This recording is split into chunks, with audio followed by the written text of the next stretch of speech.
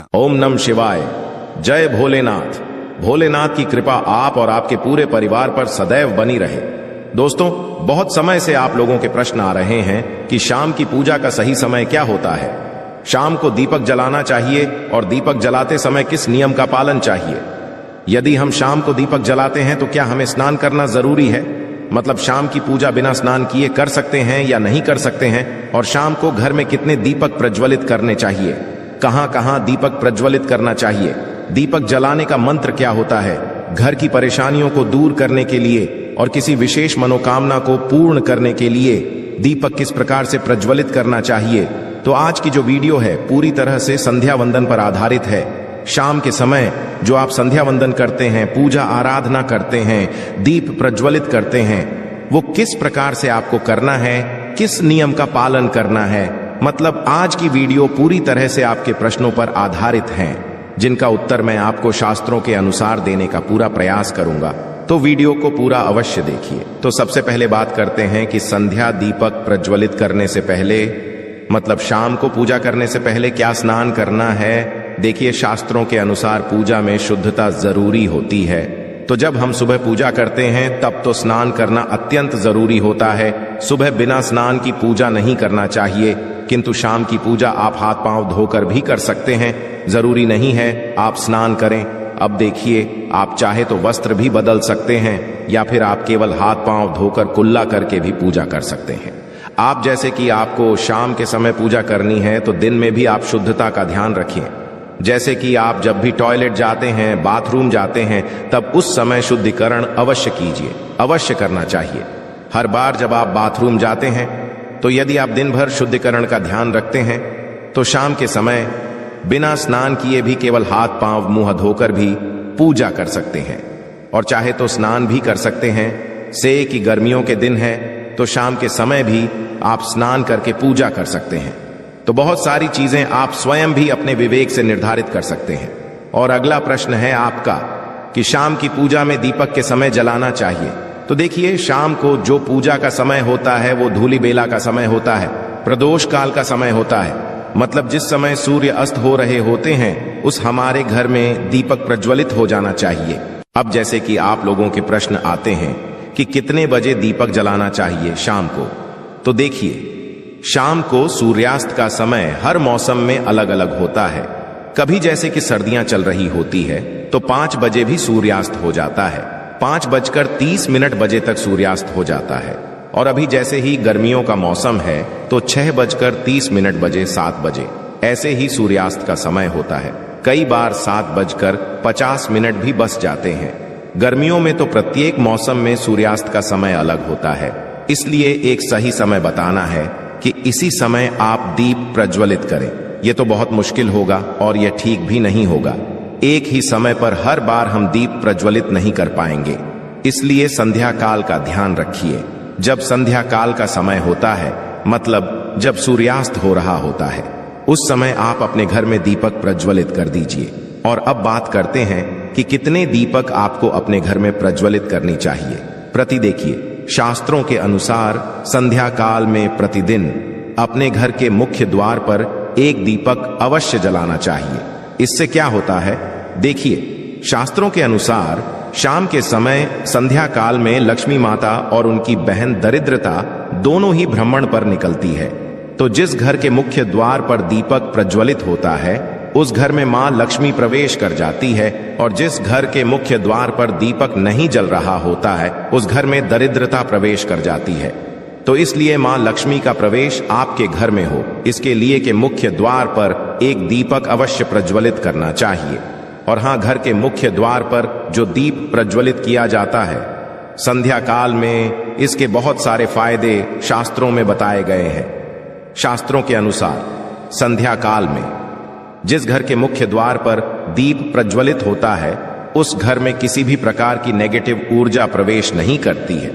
कोई भी वास्तु दोष आपके घर में हो, यदि आप मुख्य द्वार दीप प्रज्वलित करते हैं तो समस्त प्रकार के वास्तु दोष से मुक्ति मिल जाती है। और यदि आपके घर में पितृदोष है जिसकी वजह से परेशानियां आपके घर में बनी हुई हैं, तो घर के मुख्य द्वार पर जो हम दीप प्रज्वलित करते हैं इससे घर का पितृदोष भी समाप्त हो जाता है और इसके अलावा घर में किसी भी प्रकार की अशांति रहती हो या फिर आपके घर में बीमारियां बहुत रहती हैं, कलह क्लेश रहता है, आर्थिक तंगी रहती है, तो घर के द्वार पर हम दीप प्रज्वलित करते हैं तो समस्त प्रकार की परेशानियों से, दुखों से आपको मुक्ति मिल जाती है।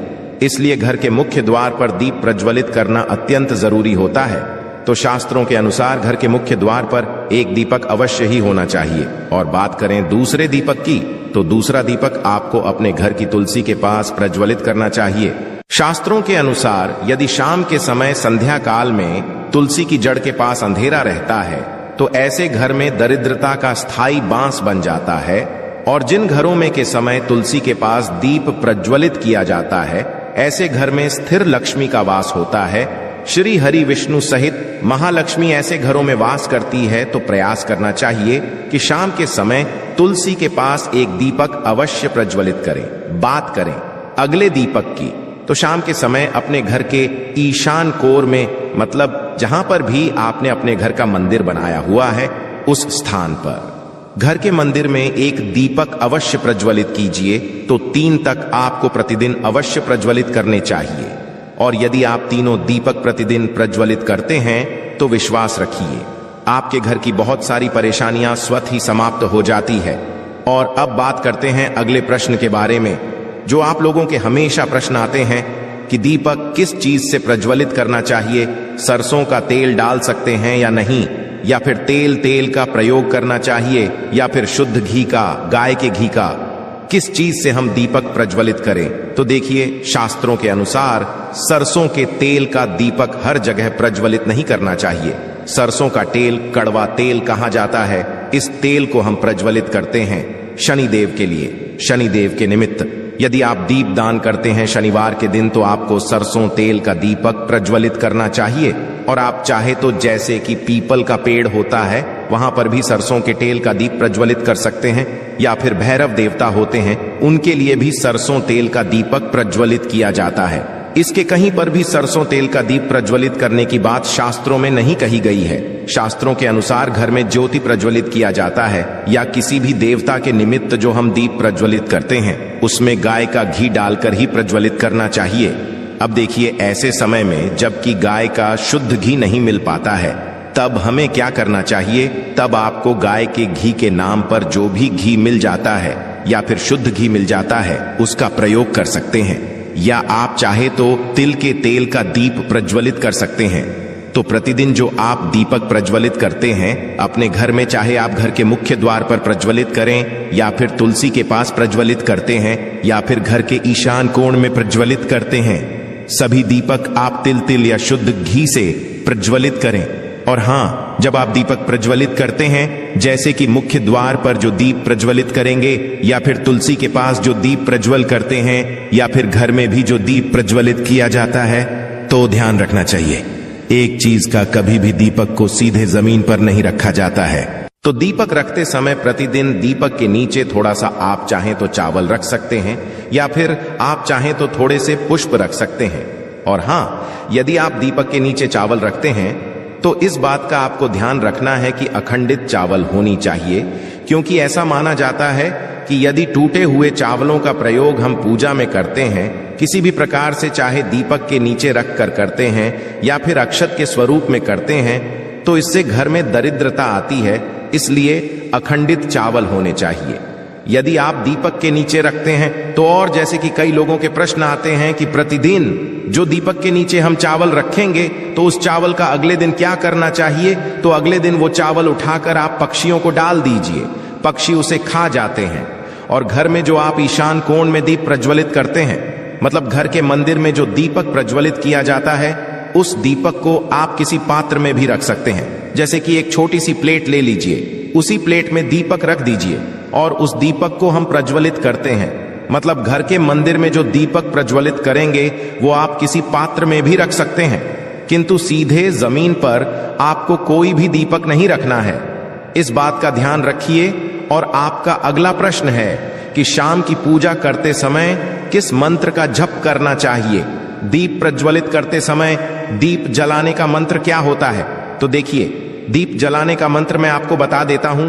आप यदि जप सकते हैं तो अवश्य जपिए, किंतु यदि आप ये मंत्र नहीं भी जा पाते हैं, तब भी शाम के समय जब आप दीपक प्रज्वलित करते हैं, उस समय आप किसी भी मंत्र का जप कर सकते हैं।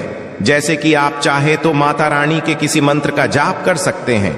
आपके कोई इष्ट देवता हो तो उनके मंत्रों का भी जप कर सकते हैं। दुर्गा चालीसा का, हनुमान चालीसा का पाठ करते हुए भी आप दीप प्रज्वलित कर सकते हैं। मतलब देखिए, जरूरी नहीं है कि आप दीपक जलाने वाला मंत्र ही पढ़ेंगे।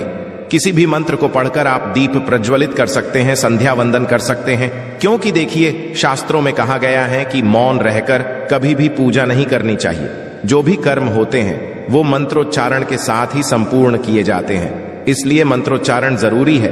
कोई भी मंत्र जपते हुए आप पूजा कर सकते हैं, संध्या वंदन कर सकते हैं, किंतु दीपक जलाने का जो शास्त्रों के अनुसार मंत्र है वो मैं आपको बता देता हूं। ध्यान से सुनिए। मंत्र है शुभम करोति कल्याण, आरोग्य धन संपदा, शत्रु बुद्धि विनाशाय। अब दीपिका या नमो स्तुति दीपों ज्योति परम ब्रह्मा दीपो, ज्योति जनार्दन आदि को हरतु में पापन संध्या नमोस्तुते। इस मंत्र दीपक प्रज्वलित करते समय करने से कहा जाता है कि सभी प्रकार के पापों से मुक्ति मिल जाती है और दीप देवता जो होते हैं वो हमारे जीवन में प्रकाश करते हैं। तो बहुत आसान है। यह मंत्र यदि आप लोग नियमित पढ़ेंगे तो निश्चित ही आपको याद हो जाएगा और दीपक प्रज्वलित करते समय आप बिना देखे भी पढ़ पाएंगे। और अभी आप चाहें तो इसे किसी कागज पर लिख कर रख सकते हैं और घर के मंदिर में ही रख दीजिए जहां आपको दीपक प्रज्वलित करना है। तो जब आप दीप जलाएंगे तब आप इस मंत्र को देख कर पढ़ सकते हैं और कुछ दिनों में तो याद हो ही जाता है। तो ये है आज के वीडियो, जिसमें शाम की पूजा से संबंधित, शाम को दीप दान से संबंधित संपूर्ण जानकारी मैंने आपको शेयर की है। आशा है कि आज की इस प्रस्तुति में बताई गई जानकारी आपको अच्छे से समझ आ गई होगी। वीडियो अच्छा लगा हो तो एक लाइक अवश्य कर दें। धन्यवाद वीडियो के अंत तक बने रहने के लिए।